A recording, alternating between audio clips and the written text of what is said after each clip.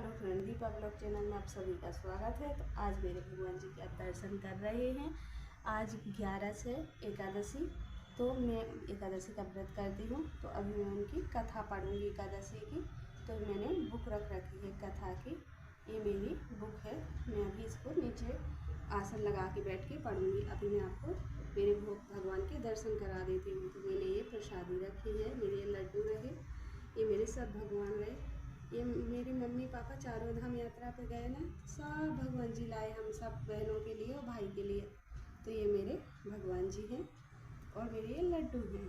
तो अब मैं आपको कथा पढ़ के सुनाती हूँ और मेरे साथ साथ आप भी एकादशी की कथा सुनना। तो मैं आसन लगा के बैठ के आपको कथा सुनाती हूँ। श्री कृष्ण भगवान की जय। यहाँ से हम एकादशी व्रत की कथा का वर्णन करेंगे। आज विजया एकादशी है, तो आज हम ये विजया एकादशी की कथा सुनेंगे। युधिष्ठिर ने पूछा, वासुदेव, फागुन के कृष्ण पक्ष में किस नाम की एकादशी होती है? कृपा करके बताइए। श्री भगवान श्री कृष्ण बोले, युधिष्ठिर, एक बार नारद जी ने कमल के ये आसन पर विराजमान होने वाले विष्णु जी से प्रश्न किया, सुरश्रेष्ठ, फागुन के कृष्ण पक्ष में जो विजया नाम की एकादशी होती है, वो कृपया उसके पुण्य का वर्णन कीजिए। ब्रह्मा जी ने कहा, नारद सुनो, मैं एक उत्तम कथा सुनाता हूँ जो पापों का अपहार हरण करने वाली है। यह व्रत बहुत ही प्राचीन, पवित्र और पापनाशक है। यह विजया नाम की एकादशी राजाओं को विजय प्रदान कराती है, इसमें तनक भी संदेह नहीं है। पूर्व काल की बात है, भगवान श्री रामचंद्र जी 14 वर्ष के लिए वन में गए और वहाँ पंचवटी में सीता और तथा लक्ष्मण के साथ रहने लगे। वहाँ रहते समय रावण ने चपलतावश विजयोत्तम श्री राम की तपस्विनी पत्नी सीता को हर लिया। उस दुख से श्री राम व्याकुल हो उठे। उस समय सीता की खोज करते हुए वे वन में घूमने लगे। कुछ दूर जाने पर उन्हें जटायु मिले। उनकी आयु समाप्त हो चुकी थी। इसके बाद उन्होंने वन के भीतर कम्बंध नामक राक्षस का वध किया। फिर सुग्रीव के साथ उनकी मित्रता हुई। तत्पश्चात श्री राम के लिए वानरों की सेना एकत्र हुई। हनुमान जी ने लंका के उद्यान में जाकर सीता जी का दर्शन किया और उन्हें श्री राम की चित्त स्वरूप मुद्रिका प्रदान की। यह उन्होंने महान पुरुषार्थ का काम किया था। वहां से लौटकर वे श्री रामचंद्र जी से मिले और लंका का सारा समाचार उनसे निवेदन किया। हनुमान जी की बात सुनकर श्री राम जी सुग्रीव की अनुमति से लंका को प्रस्थान करने का विचार किया और समुद्र के किनारे पहुंचकर उन्होंने लक्ष्मण से कहा, सुमित्रा नंदन, कैसे पुण्य से इस समुद्र को पार किया जा सकता है? यह अत्यंत अगाध और भयंकर जल जंतुओं से भरा हुआ है। मुझे ऐसा कोई उपाय नहीं दिखाई देता जिससे इसको सुगमता से पार किया जा सके। लक्ष्मण बोले, महाराज, आप ही आदि देव और पुरुषोत्तम हैं। आपसे कोई छिपा रही है? क्या छिपा है? यह द्वीप के भीतर बकदम्भ नामक मुनि रहते हैं। यहाँ से आधे योजन की दूरी पर उनका आश्रम है। रघुनंदन, उन प्राचीन मुनीश्वर के पास जाकर उन्हीं से इसका उपाय पूछे। लक्ष्मण की यह बात सुनकर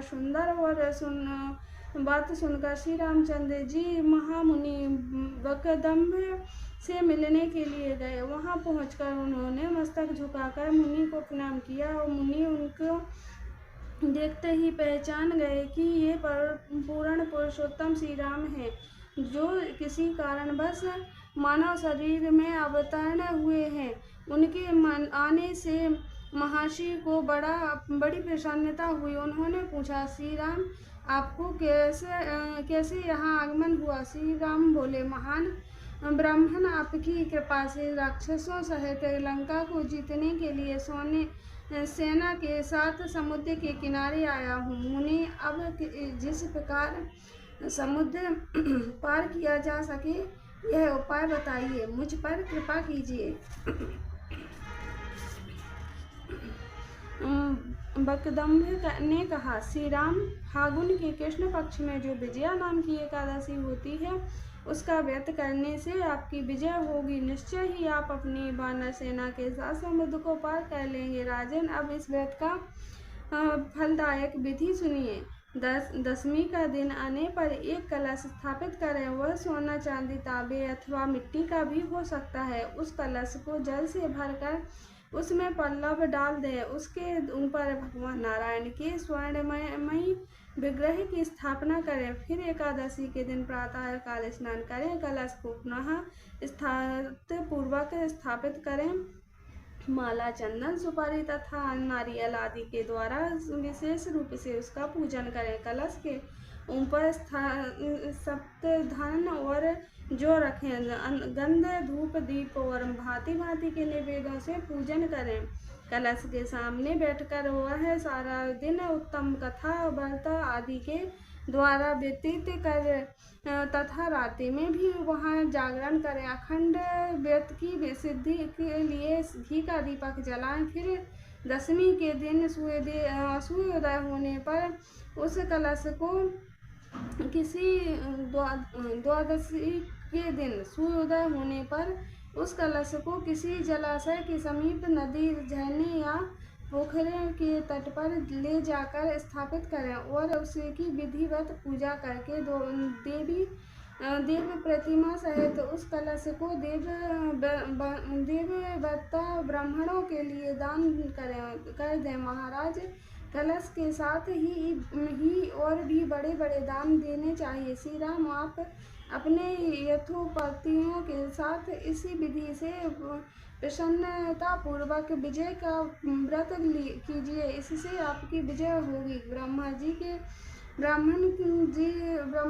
कहते हैं, नारद, यह सुनकर श्री रामचंद्र जी ने मुनि के कथानुसार उस समय विजया एकादशी का व्रत किया। उस व्रत के करने से श्री रामचंद्र जी विजयी हुए। उन्होंने संग्राम में रावण को मारा, लंका पर विजय पाई और सीता को प्राप्त किया। बेटा, जो मनुष्य इस विधि से व्रत करते हैं उन्हें इस लोक में विजय प्राप्त होती है और उनका परलोक भी अक्षय बन जाता है। भगवान श्री कृष्ण कहते हैं, दुष्ट, इस कारण विजय का व्रत करना चाहिए। इस प्रसंग को पढ़ने और सुनने से विजय पाई यज्ञ का फल मिलता है। दुष्टन ने कहा, श्री कृष्ण, मैंने विजय एकादशी का महत्व जो महान फल देने वाला है सुन लिया। अब फागुन शुक्ल पक्ष की एकादशी का नाम और महत्व बताने की कृपा करें। बोलो श्री कृष्ण भगवान की जय।